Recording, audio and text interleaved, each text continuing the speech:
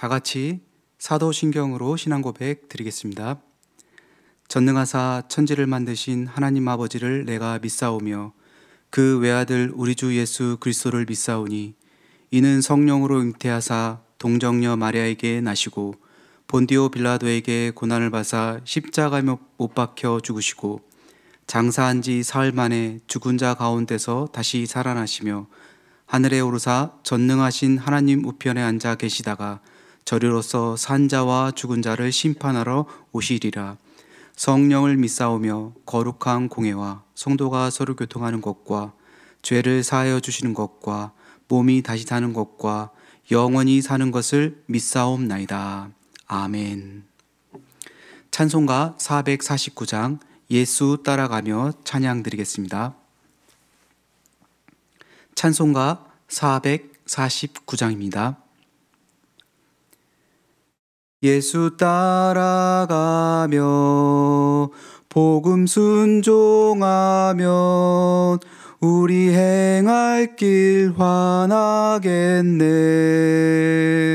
주를 의지하며 순종하는 자를 주가 늘 함께 하시리라.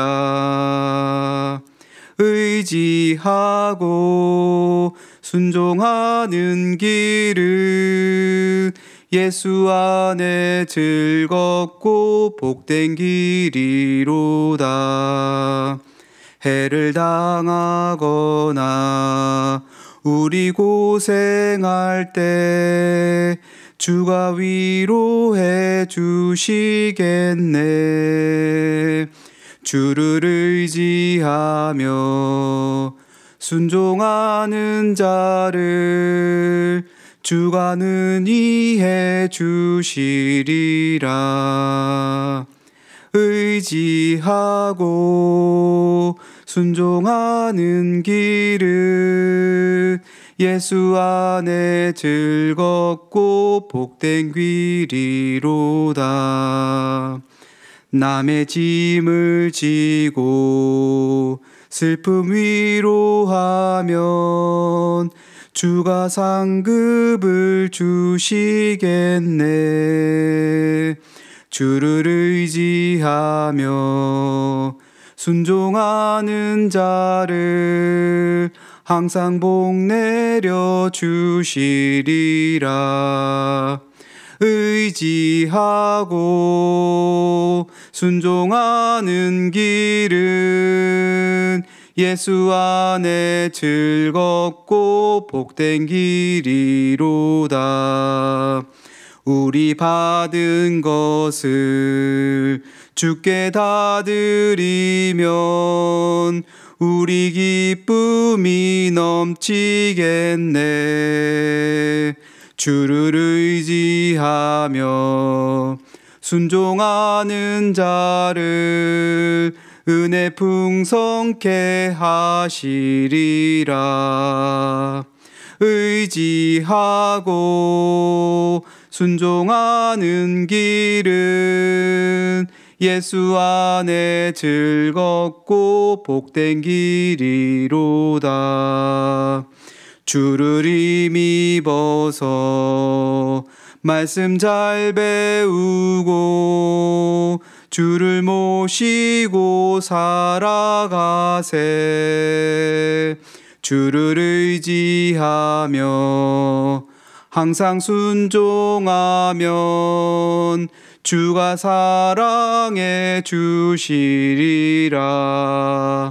의지하고 순종하는 길은 예수 안에 즐겁고 복된 길이로다. 아멘.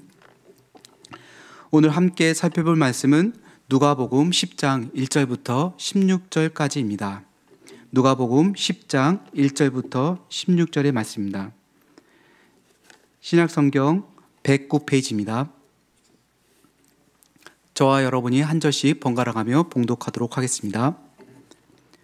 그 후에 주께서 따로 70인을 세우사 친히 가시려는 각 동네와 각 지역으로 둘씩 앞서 보내시며 이르시되 추수할 것은 많되 일꾼이 적으니 그러므로 추수하는 주인에게 청하여 추수할 일꾼들을 보내주소서 하라. 갈지어다 내가 너희를 보냄이 어린 양을 이리 가운데로 보냄과 같도다. 전대나 배낭이나 신발을 가지지 말며 길에서 아무에게도 문안하지 말며 어느 집에 들어가든지 먼저 말하되 이 집이 평안할지어다 하라.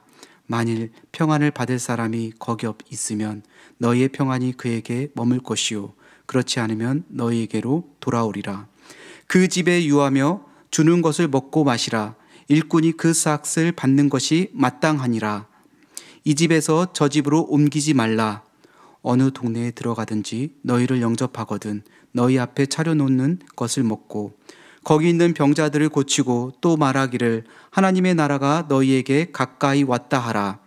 어느 동네에 들어가든지 너희를 영접하지 아니하거든 그 거리로 나와서 말하되 너희 동네에서 우리 발에 묻은 먼지도 너희에게 떨어버리노라. 그러나 하나님의 나라가 가까이 온 줄을 알라 하라. 내가 너희에게 말하노니 그날의 소돔이 그 동네보다 견디기 쉬우리라. 화 있을진저 고라시나 화 있을진저 벳세다야 너희에게 행한 모든 권능을 두로와 시돈에서 행하였더라면 그들이 벌써 베옷을 입고 제에 앉아 회개하였으니라. 심판때에 두로와 시돈이 너희보다 견디기 쉬우니라. 가버나움아 내가 하늘에까지 높아지겠느냐 음부에까지 낮아리리라. 함께 읽겠습니다. 너희 말을 듣는 자는 곧 내 말을 듣는 것이요 너희를 저버리는 자는 곧 나를 저버리는 것이요 나를 저버리는 자는 나 보내신 이를 저버리는 것이라 하시니라. 아멘. 오늘 70인을 보내심이라는 제목으로 함께 말씀을 나누도록 하겠습니다. 오늘 본문 말씀을 보면 예수님은 십자가의 길을 가시기 전에 직접 다니실 수 없는 많은 지역에 70인의 제자들을 파송하십니다. 70명의 제자들이 파송되는 상황은 이 9장에서 12명의 사도들이 파송될 때보다 더 시급한 상황이 분명해 보입니다. 왜냐하면 예수님이 십자가에 대해 이미 밝히셨고 그 시간이 얼마 남지 않았기 때문입니다. 예수님은 예루살렘을 향해 가시면서 유대 지역에서 사역을 감당하고 계셨습니다. 예수님이 마지막 그 향해 진행되는 그 시점에서 예수님은 당신을 대신해 70명의 제자들을 파송하신 것입니다. 이들은 앞서 12명의 제자들이 파송될 때와 마찬가지로 2명씩 짝을 지어서 파송하였습니다. 예수님은 지금 추수할 곳은 많으나 일꾼이 매우 적다라고 말씀에서 기록하고 있습니다. 세상에는 여전히 복음을 들어야 할 사람들이 많이 있습니다. 우리들의 주위를 둘러봐도 복음이 필요한 사람들이 많이 있음을 보게 됩니다. 그러므로 우리는 뒤에 앉아있는 구경꾼으로서 있는 것이 아니라 자원하며 나아가는 하나님의 일꾼으로서 우리가 살아갈 수 있기를 바랍니다. 본문 말씀 3절에 보면 갈지어다 내가 너희를 보냄이 어린 양을 이리 가운데에 보냄과 같도다 라고 기록하고 있습니다. 제자들은 마치 이리떼 가운데 보내는 그 어린 양과 같은 연약한 모습으로 파송되고 있는 것으로 보여집니다. 하지만 예수님은 그들에게 오직 하나님의 인도하심을 믿고 의지하면서 사역을 감당하도록 명하셨습니다. 자신의 힘과 능력으로 사역을 감당하는 것이 아니라 하나님의 도우심과 그 도우심의 은혜와 섭리를 의지하도록 명령하신 것입니다. 또한 여행 중에 머물 곳과 음식에 대해서도 전적으로 예수님을 하나님을 예비하심을 따라 행해야 한다라고 말씀하고 있습니다. 그러므로 예수님을 온전히 신뢰하고 돈이나 여벌 옷, 식량 주머니, 심지어 먼 길을 가는데 필요한 여벌 신발을 챙기지도 말아야 한다라고 말씀하고 있습니다. 이 의미는 하나님 나라의 일꾼은 복음을 위해 단순하고 가벼운 삶으로 주변을 정비해야 한다라는 말씀입니다. 때론 우리 주변의 삶이 너무 복잡해서 제자로서의 삶을 살아가기가 힘든 경우가 있습니다. 그럴 때는 우리가 속히 우리 주변의 신변들을 정리하고 정말 가볍게 하나님의 그 제자로서 일꾼으로서 살아갈 수 있기를 바랍니다. 제자는 오직 그리스도의 능력을 드러내고 하나님 나라를 전하는 것이 그들의 사명입니다. 예수님은 당신의 사역을 이제 제자들이 감당할 수 있도록 하십니다.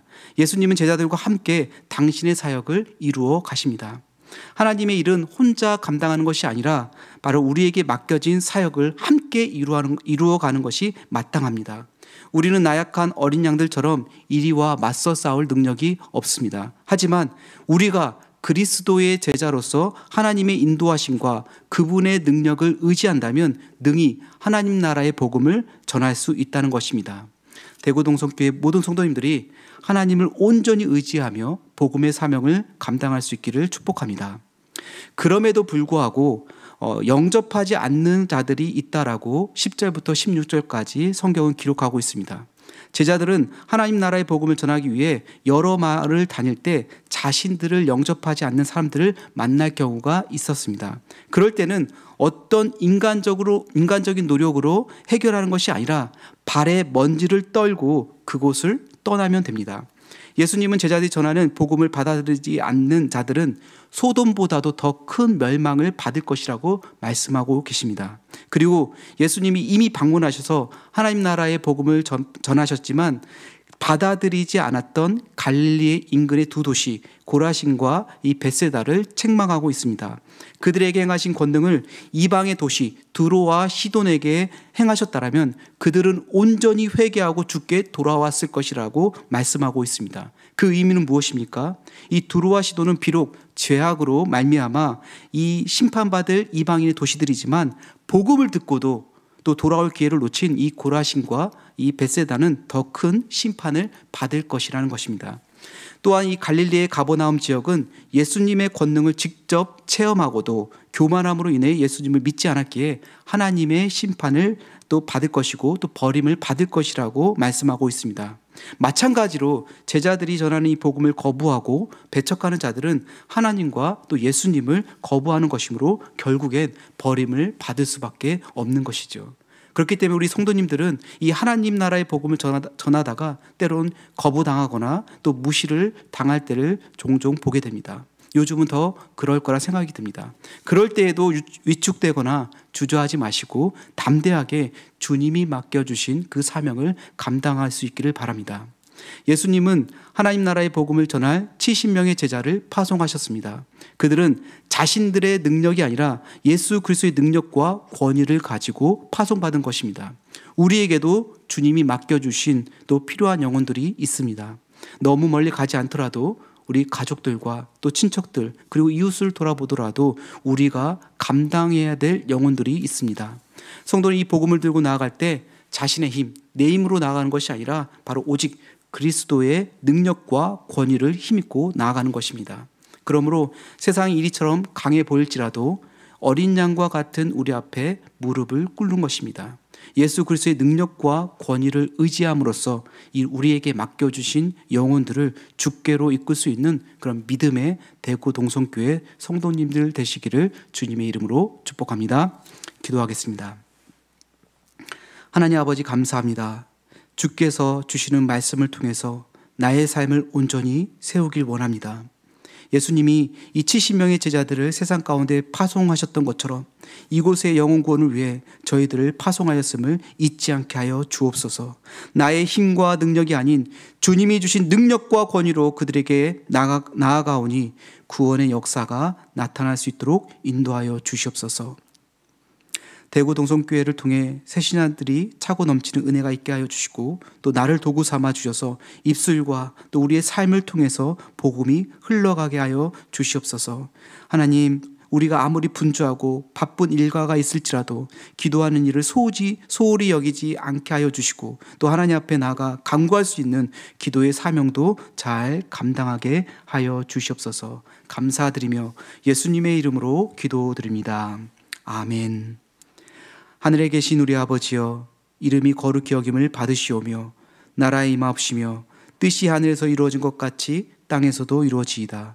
오늘날 우리에게 일용할 양식을 주옵시고 우리가 우리에게 죄 지은 자를 사하여 준 것 같이 우리의 죄를 사하여 주옵시고 우리를 시험에 들게 하지 마옵시고 다만 악에서 구하옵소서. 대개의 나라와 권세와 영광이 아버지께 영원히 있사옵나이다. 아멘. 오늘 토요일은 이 주일학교와 다음 세대를 위해 기도하는 날입니다. 우리에게 허락하신 말씀을 기억하시면서 또한 이 주일학교와 다음 세대를 위해서 우리 주여 한번 부르짖고 자유롭게 기도하도록 하겠습니다. 함께 기도하겠습니다. 주여, 하나님 아버지, 우리를 다시 한번 이 복음의 사명자로 불러주시고 또한 이곳 가운데 하나님 또 행하게 하셔서 감사합니다.